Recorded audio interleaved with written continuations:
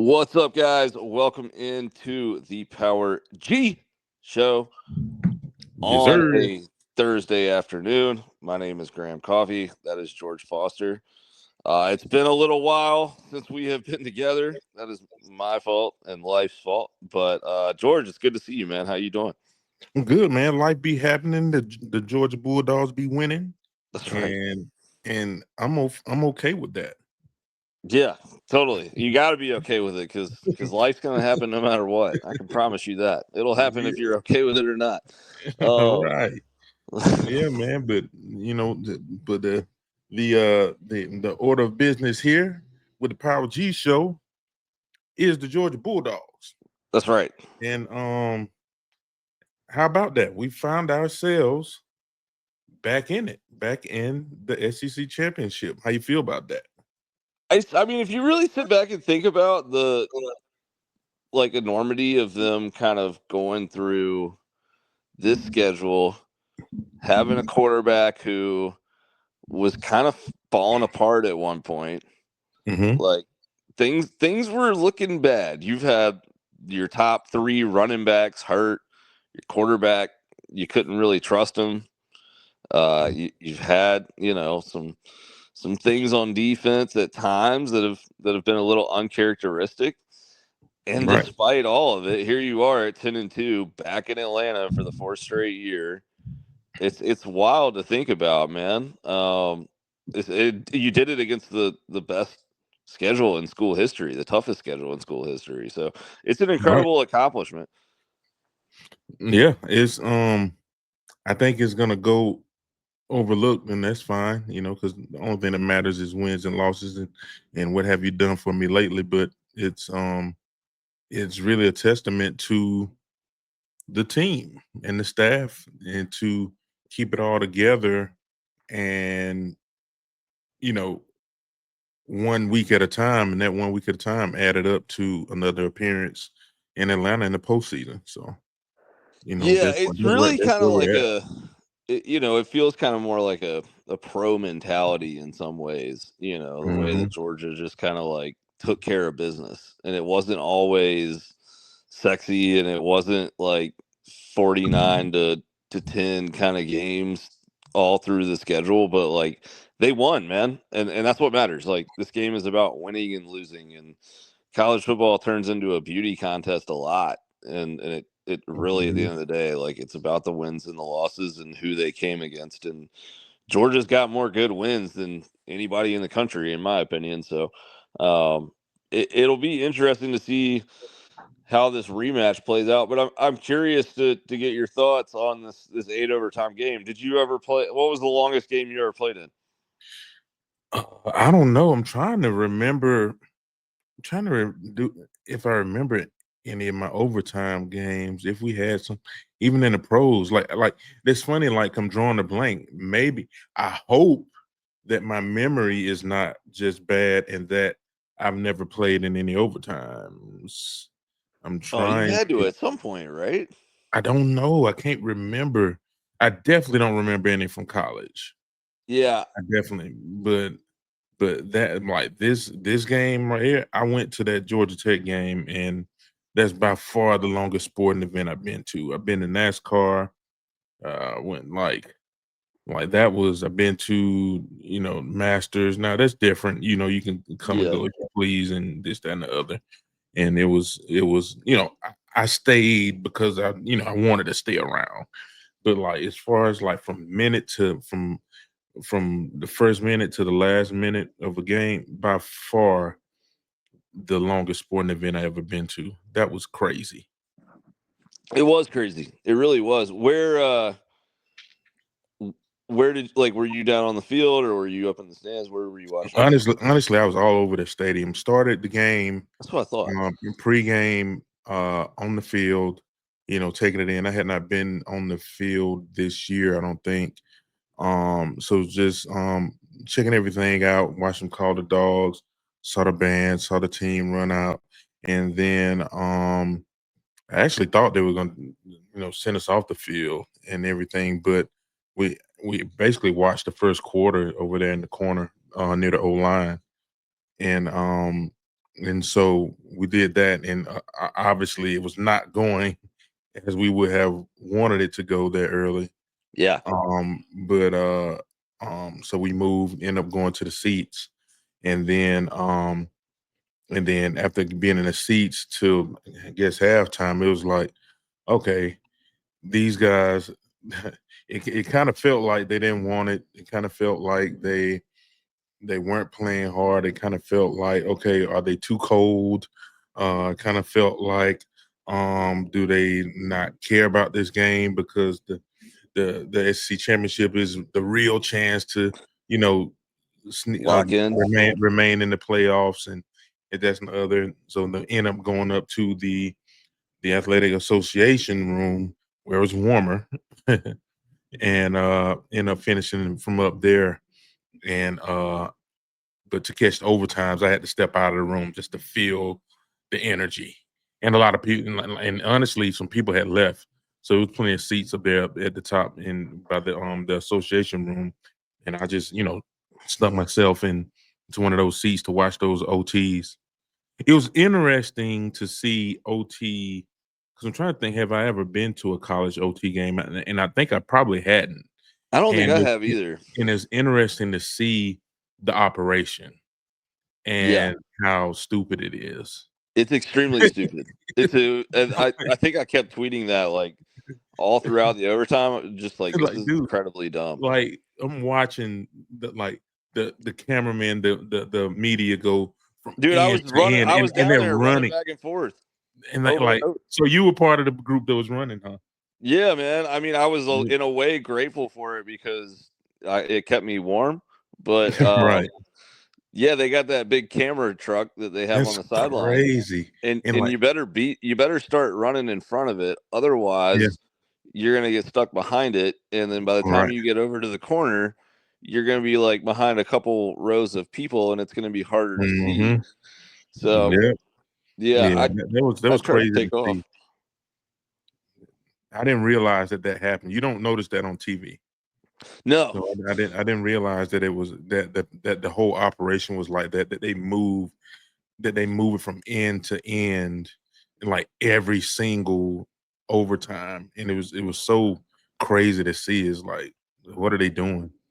yeah, and I think you notice on TV that like they're playing in different end zones for every for every overtime, I guess I'm but not paying attention to it. I guess I never really paid attention. yeah, but I mean, like, you don't Watching the really ball. think about the logistics of that. That Hmm. like two plays get ran, and then the refs, the chains, the ball, everything moves all the The way down to the other end. players got to get down, and it's not a lot of time in between.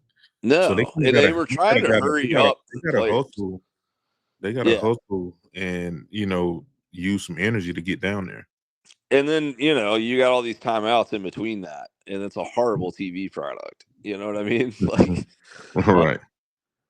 it was interesting because the chess match of all that I thought was really interesting because during I mean, truthfully, I don't think this is a secret because I think they showed it on the broadcast for people that would pay attention to it, but like it seemed to me like the last drive of the game and all through overtime, the person who was like controlling and calling the defense was much more Kirby Smart than anybody else. And watching that play out in overtime, I mean, like, look, let's not get it twisted. Tech scored two touchdowns in the first two overtime periods, like the normal Mhm. overtime. So, Mhm. it's not like that that suddenly went way better. But when they got into the overtime, it seemed like Georgia had a little more up their sleeve, and they got the stop on the Mhm. last drive of the game. Um, And not to mention they had to get two stops on one possession. right. Yep. And them Yeah. people The when one from the it one, comes, that's when I thought they were going to lose it. yeah, yeah, me too. And Like that CJ was Allen, I actually had like a really good view. I was like standing like right down the line for that play, mhm. like right by the pylon. CJ Allen hit Haynes King so hard on that his mouthpiece popped out of his head. Oh, wow. Yeah, it was Yeah, it was that was pretty a wild. smack. That was a good hit. Yeah. Yeah, it was just it's the guys like they pissed me off for 4 quarters, but they I appreciated the sense of urgency at the end because that urgency in overtime was unlike it was far greater than the urgency I saw It in was, regulation. You which could is tell it, a you know, problem probably on some level, but it it was is. good But that they found it. you kind of hope they realize that and you know have a little bit of sense of urgency, you know, before then, which is kind of their calling card if you really look at it though. You know, it's kind of like when they have to do their best. They seem like they have this year. You know what No, I for mean? sure. And it seemed like, I mean, let's be real with it. Like, you're going into a tournament style format for this college football playoff that is probably going to have a lot of close games. It's probably going to have some wacky games. I mean, I kind of think that favors a team who has a little bit of resiliency or a lot of resiliency in Georgia's case and who is battle tested. And Georgia has like I kind of feel better about Georgia in the format that's coming up than like a team like Oregon who, they've been in a couple like games that were one possession down the stretch, but like I haven't seen them come from behind kind of thing, Mhm.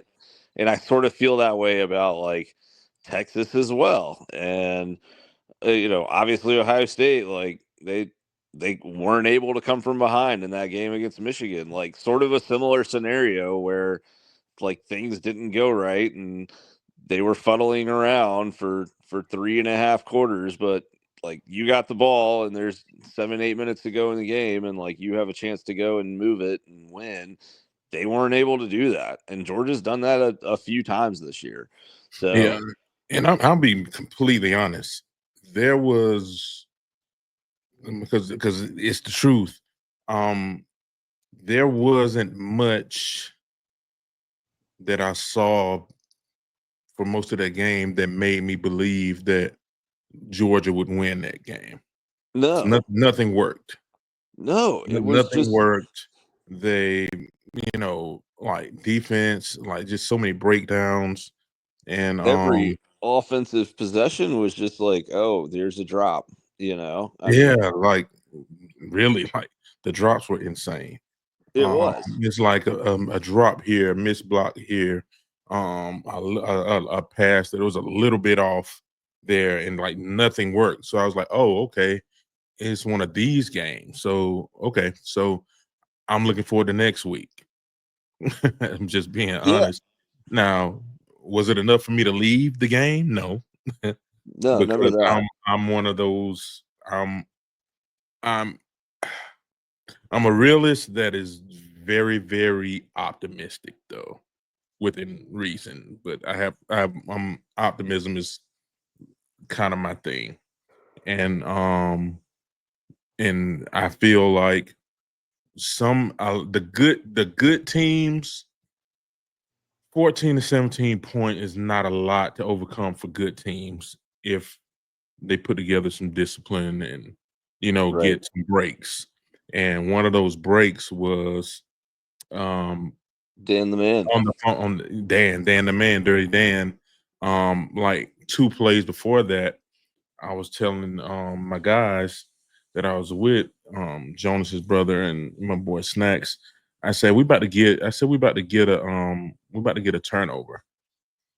And I didn't know how. Really? Yeah.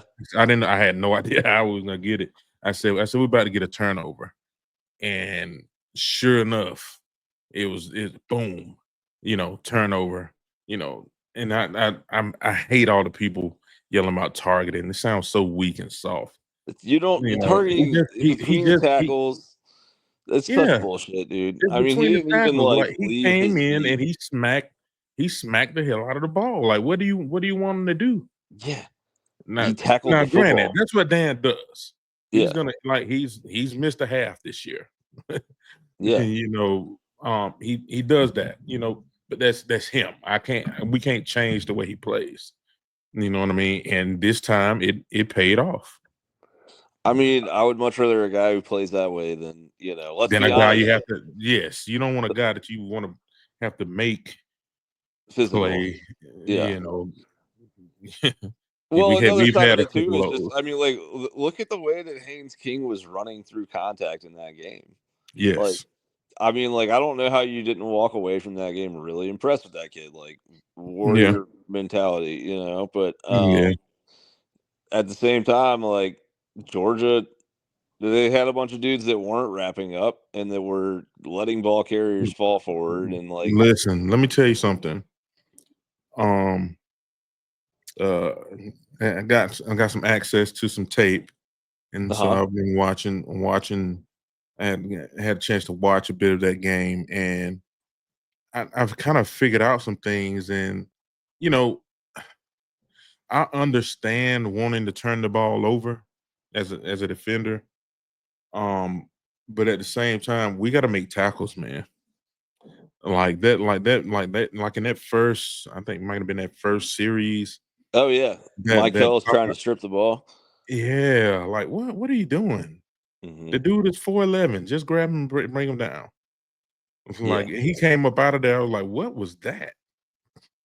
I uh, didn't know that during the game. I just thought he got in the mix and got out of there. But no, they had him bottled up, and we were trying to strip the ball. Mike Hill was trying to strip the ball instead of bringing the guy down, and that's a huge play. And yeah, that and that and 24-yard that and run. that happened. I saw that happen a few times. Like we got to get to tackling. For If sure. if you use your proper technique, there's a chance you'll cause a fumble. You know what I mean? Get the Yeah. guy, get the guy down. Well, and I mean, they had an identical play just like that on the first drive of the Tennessee game too.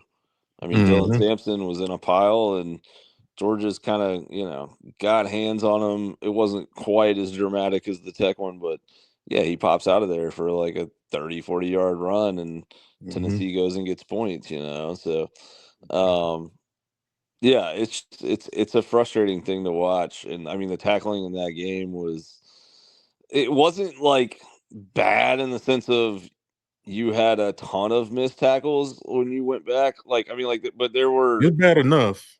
yeah, there were a lot of plays where there was like a scrum of dudes, and Georgia just kind of like, I mean, it felt, what I said to somebody was that I don't know this Georgia team has ever really understood the responsibility and the burden of being Georgia, and like the fact that everyone's going to give you their A1 shot, and you're going to have to be ready for that every week. And that means that like these half-hearted kind of like throwing shoulders into dudes, Mhm. and we're going to kind of Yeah. like pile up on this. I mean, like, there were so many r- times in that game where Georgia had a back like kind of stood up, or a ball carrier sort of stood up, and like the I thought the refs were slow whistling forward progress dead, but like there were just, they would just be kind of like leaning into a guy, or massing up around the ball, and like being like, well, that's going to be enough, and Exactly. Like it's you not. got to realize in a game of inches, it's not about the big plays. Like you want to eliminate big plays, but at the same time, a lot of the when you talk about missed tackles, it's not the missed tackles for the long gains. Like they had missed tackles for the 5, 6, 7, 8, 12 yard gains. And that's what you can't have because those are first downs. Well, You and know. not, and what really put Georgia behind the eight ball, if you look at how the game scripted out. I mean, obviously going behind 17-0 puts you in a bad spot already, but like they came out in the second half, get a 3-and-out, get the ball back, and they go and score a touchdown, and like it's 17-6, and it's all of a sudden feeling like a football game. And I mean, Tech starts the drive on their own 2 yard line, I believe, after a penalty on first down, and then they go on an 18 play 90-yard drive that eats over 10 minutes of clock. I mean, like, I don't know how many teams have won a football game like ever given up a 10 play, or I'm sorry, a 10-minute 18 play drive, but my guess would be not many. And Yeah. like, that's what Tech did to Georgia, and it put Georgia in a really bad spot, and it put Georgia in a spot where like So possessions in that game were limited and valuable, more valuable even than normal.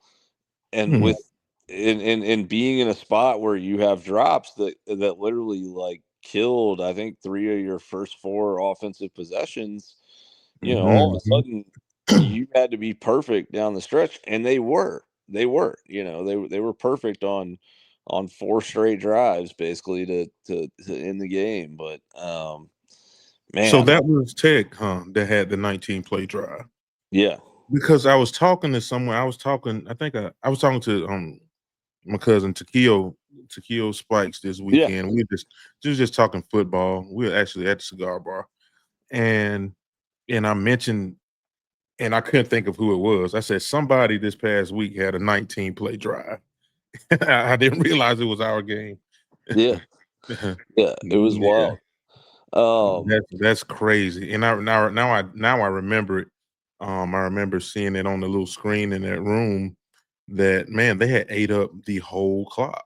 the entire third quarter, they got the The ball back entire with 10 minutes to go in the third quarter, ate that up, and then they had third and goal to start the fourth quarter, and Georgia got the stop, but they Mhm. Tech kicked a field goal from like the Georgia 8 yard line or whatever. But yeah, in total they had eaten up like 90 yards. Mm, It was wild. Credit to them. But yep. yeah, I mean, I think the thing that I will take away from that game is just the value of Kirby Smart. Mhm. Watching him on the sidelines in overtime, man, like he would look over at Tech when they would come out and see what personnel they were in, and like make a last minute adjustment. Like, I saw him yell at Daniel Harris, and right before the snap, Daniel Harris comes down and like jumps that screen that they almost pick sixed in overtime. Mhm. I saw him give like a last minute instruction to Dan Jackson and be like, "Hey, like, you know, look," like he like pointed at his eyes kind of and was like, "Look." Mhm. And Dan, obviously saw the right thing, took off up the middle and gets that sack on the safety blitz, right? So it's like Mhm. they I mean, like, that dude is the best head coach in the country, but like he's also the best defensive coordinator in the country, right? Mhm. And he Doesn't knows his doesn't stuff. doesn't hurt that he played at a high level. So Yeah. he's seen this stuff before. I know the game changes some, but it don't change that much. He's seen a lot of football. Played some all conference level football, and I no doubt in my mind that helps him see the game differently than a lot of people. Yeah, absolutely. So spinning this forward to Georgia, Texas, Yep. how are we feeling about the rematch? It's hard to beat a good team twice in the same year. It is, but it happens. I've done it before in the NFL. You just have to play your game, man. The teams are the teams. Um, I think, you know, I feel like Georgia can beat them again. I feel like Texas. What the one difference I saw is how Texas is running the ball now. Yep. They running the ball real good. Something that we haven't stopped really well as of late. Yeah. So that's going to be something to keep an eye on. Um, but at the same time, I feel like Georgia steps up to the plate, um, especially more times than not in that dome. Unless it's Bama. but Right. uh, but yeah, they play really well. It's essentially a home game. I mean, Um, Georgia's won every SEC title against not Bama, with the exception of 2019 LSU with yeah, Burrow and Chase and Jefferson and those guys. And exactly. this ain't that. I mean, Yeah, Texas is not that. no, not close. Not close. Ain't nobody in college football that right now. No, and never will be in this era. I don't think so either. Not in the portal era. You're not gonna keep those guys around that long. Yeah, that was something to watch, man. That team was special. Yeah.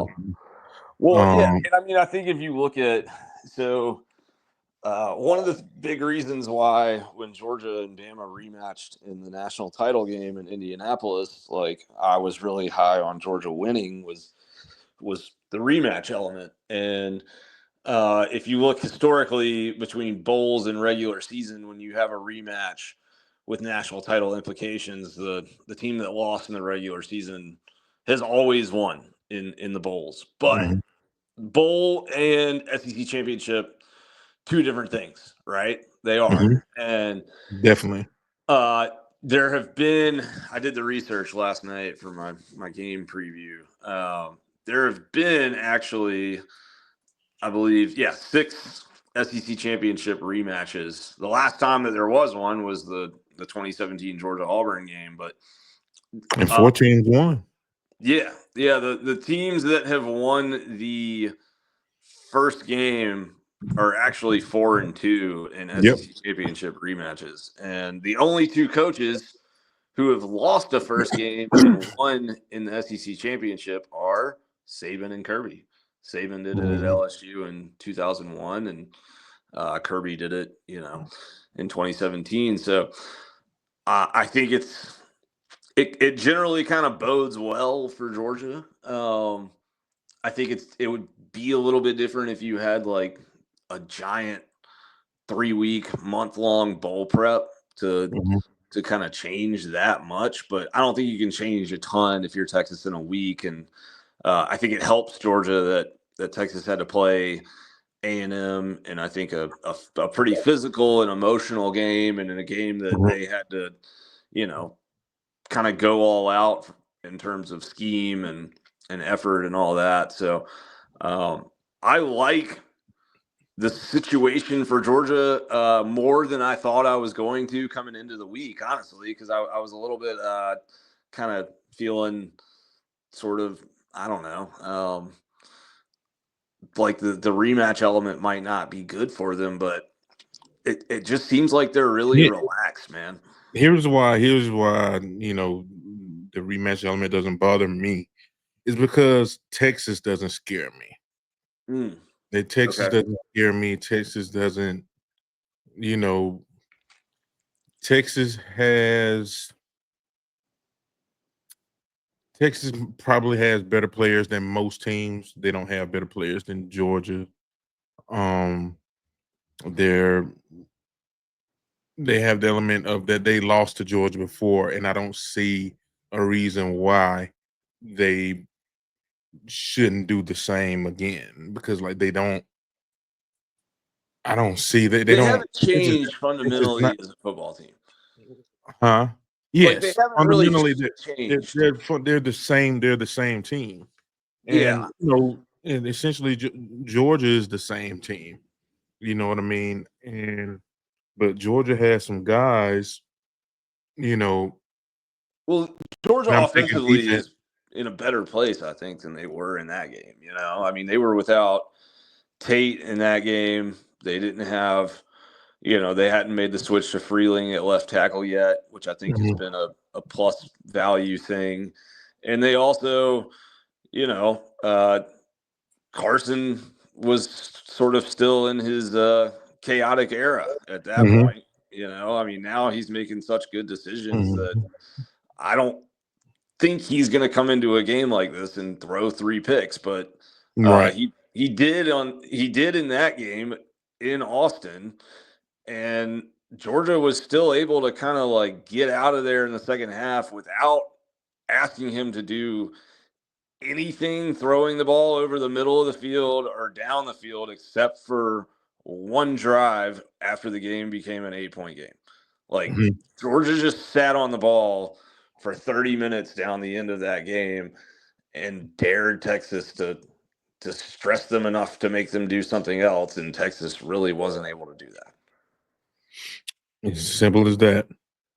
And I think I like the fact that we getting Frazier going. You know, have a little bit more trust in him. He's hanging Yeah. on to the ball. He's running hard. Um, we have a better. I think our tight ends are playing better. Oh You know, yeah, the tight ends have been great. yeah, I they're mean, playing better up front. You know, yeah, as tight ends. You know, Urask is blocking better. He's a night and day from when the season started as a blocker. Um, and I feel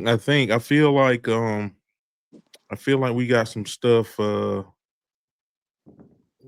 We got some stuff. You know, in the bag that we're gonna use.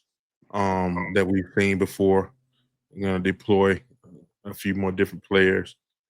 You know, guys like you got Phillips, who's probably I imagine him and Arian would probably fight for fastest on the team. yeah. Um, so like there's some things that I feel like we can do. Um, and I feel like Georgia hasn't played their best ball. Maybe their best ball was against Texas, but that wasn't Carson's best game. So I don't think we've played our best ball. I think we're still building as the season goes on. I think Texas has maxed out. Yeah, I think Texas's offense really has not shown itself to have the ceiling that Georgia's has, especially against like Power Five teams. I mean, they've just been a very average offense, and they have not been very explosive at all. And Mm-mm. I think if you look at the way the scenarios of how this game can play out, one thing that you should take solace in as a Georgia fan is like it's hard to see this Texas offense just like blowing Georgia out, right? Because they've had so many red zone struggles. They drive the field really well, but I mean, against Georgia in the first game, they had 7 possessions inside Georgia's 40, and they averaged like 1.16 points per per possession out of that.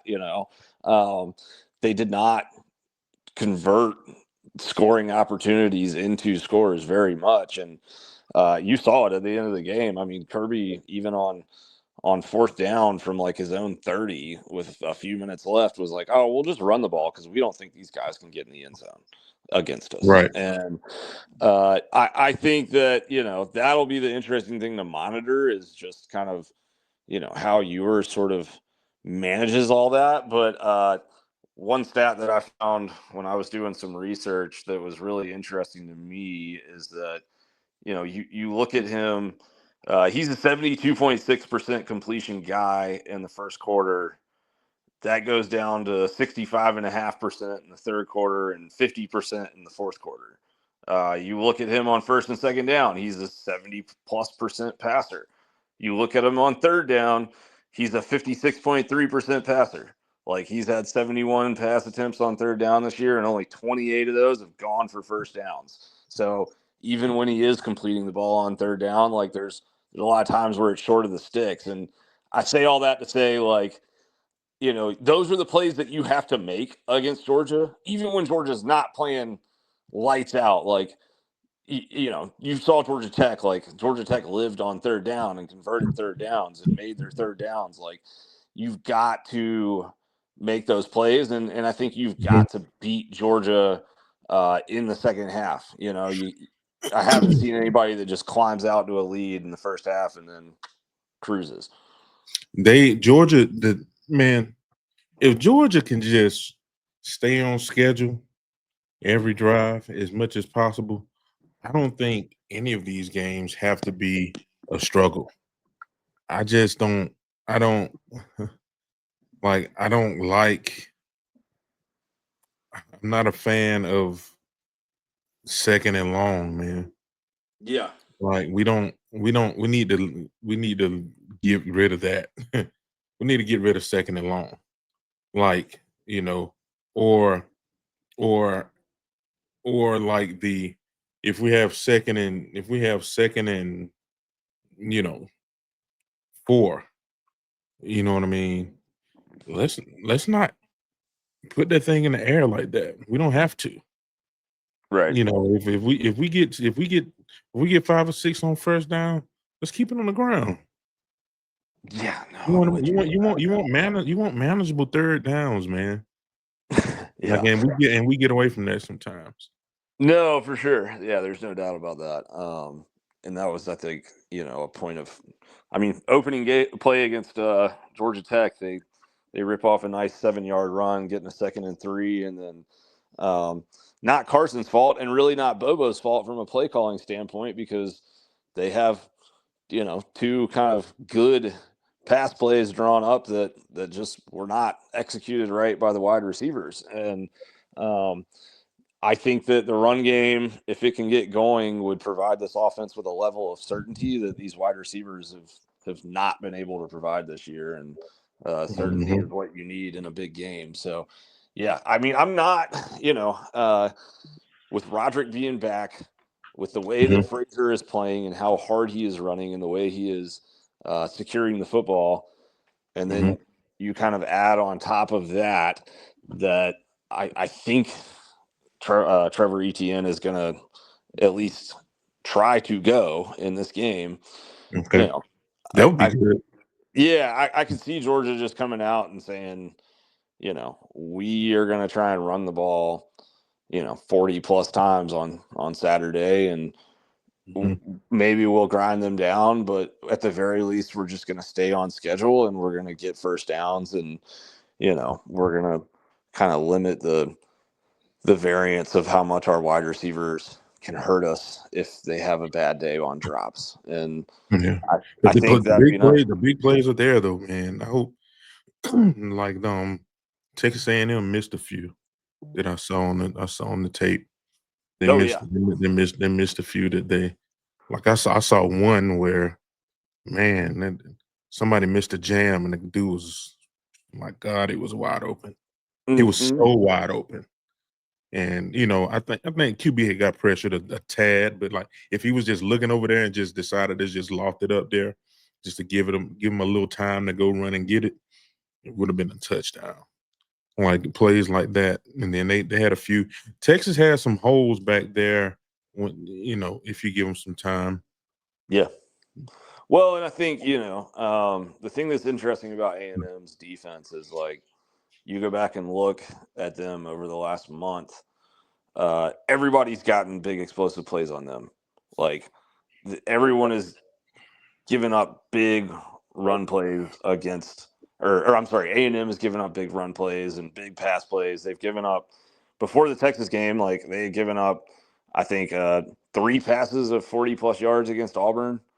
Uh, Mhm, Against South Carolina, like, similar type of stuff. They gave up a 40 or 50 plus yard rushing touchdown. Uh, South Carolina ran for like 6.7 yards a carry on A&M and ran the ball for like 260 something yards. Like, they did work on the ground against those guys. And you saw them, like, against Clemson, right? Like, they didn't really do that against Clemson last weekend. Like, that's not really how they have been. So my point in saying all this is just to say, I do think that Georgia, like, we've seen them play Texas, and Texas is doing a better job of running the ball for sure. mhm. But Georgia is, you know, we know what they can do to Texas if they play well from a run defense standpoint. So I think they will. I think Well, actually, go ahead. You give me your prediction. Um, I think we do well, man. I think it's gonna be a similar game to the last game. I think Georgia does well, and we probably beat them by 15 again. So I say I'm gonna take Georgia I'm gonna take Georgia 30 38 to just say 38-21. I think Georgia, the question all year has been which Georgia is going to show up, right? And are they Mm-hmm. going to have that intensity, or are they going to look a half step slow? And it's really nice because I think coming into this game, like this is one where I'd be pretty shocked if they looked a half step slow. I think that you look at Carson, you look at Tate, you look at these guys who came back or decided not to transfer or decided not to go to the NFL, and they all did that on the heels of that SEC championship game loss to Alabama, right? And Mm-hmm. and I think like Yep. these guys all year, my thought has been you can't fool these dudes into thinking some of these games are big games when they've played in big games. Like every game should be a big game, and Mm-hmm. I get all that, but like these guys have played in national championships and college football playoffs and SEC championships, and Mm-hmm. like Georgia Florida doesn't quite feel as big when you've done all that for years in a Mm-hmm. row. And so Mm-hmm. I think for UGA, like this is the time of the year where Kirby's not going to have to drag these guys along, and that was sort of the energy that I felt around the building on Monday when I was there. And Mm-hmm. I Yeah, think I think they Georgia gets want it it, done. man. I don't think they're discounting the SEC championship. Like No, well, now, I mean, what happened to them last I year? don't. Yeah, They lost and got left out of the playoffs. yeah, and I think they wanted just to win it in general, especially coming off of last year. But I don't think most people understand that. If you once you strap it up and hit that field, it's you want to win regardless of the stakes. It's not a game that you can play around with. Right. It's too much going on that you can hurt yourself really bad. I think everybody wants to win. Yeah, and I think if you look at the makeup and the profile of the type of teams that you know beat Georgia, usually Texas just isn't quite dynamic enough on offense to meet that. And they've got a really good defense, and I got a lot of respect for how they play defense and how they've played defense throughout the year. But I do think this Georgia offense is rolling now, and I think they'll have some opportunities to kind of get it done and create some explosives and help their own defense out. So, yeah, It's going to be a big O-line game. what'd you say? It's going to be a big O-line game. It is for sure, and I think that's the thing that I keep going back to is Georgia. They ran for 100 yards in that game in Austin, and people say, "Oh, well, that's not that great," but like situationally, they Mhm. were really good on the ground, and they Yeah. got first downs on 3rd and 2, and they did Mhm. that with two starters missing on the offensive line, Right. and ETN played really really well in that game. I think that was his best game in a Georgia uniform, but like Mhm. I think they'll get him back enough for him to help in this, and Mhm. yeah, I'm excited to kind of watch how this all goes down because I do think that Georgia might just kind of come out and take this as a physical challenge. And if Georgia can run the ball in this game, like if we see them, coming out and kind of ripping off like 8 to 12 yard runs once or twice a drive or something like that early on, then um, it could be a long day for Texas because the play action stuff never really opened up for Georgia in that first game, and they were still able to Mhm. be effective when they needed to be on offense and go get 30 points. Yeah. I think I had another question for you before we get out of here. Yeah. Um, what have you heard about Miller? I've heard that he is, he had a shoulder dislocation in that UMass game, and Oh, okay. yeah, so I mean, I don't know how much longer he is going to, be out for. I think he'll give it a go on Saturday, but will he play or not? I'm not sure. We'll have to see. Gotcha. Yeah, Gotcha. I I think was it'll be a looking at game time type thing, honestly. he's had some good he's done some good things this year. He It'd be has. good to have him. Yeah, no, he was very good in that first game for sure. So, Mhm. well, all right, man. Are you going to the game? We shall see. Right on. Yeah. Well, I'll be down there covering the game from the press box. So let me know if you come down to the stadium. I'd love to see you. All right, man. All No right. doubt. Take care, brother. No doubt. Bye-bye.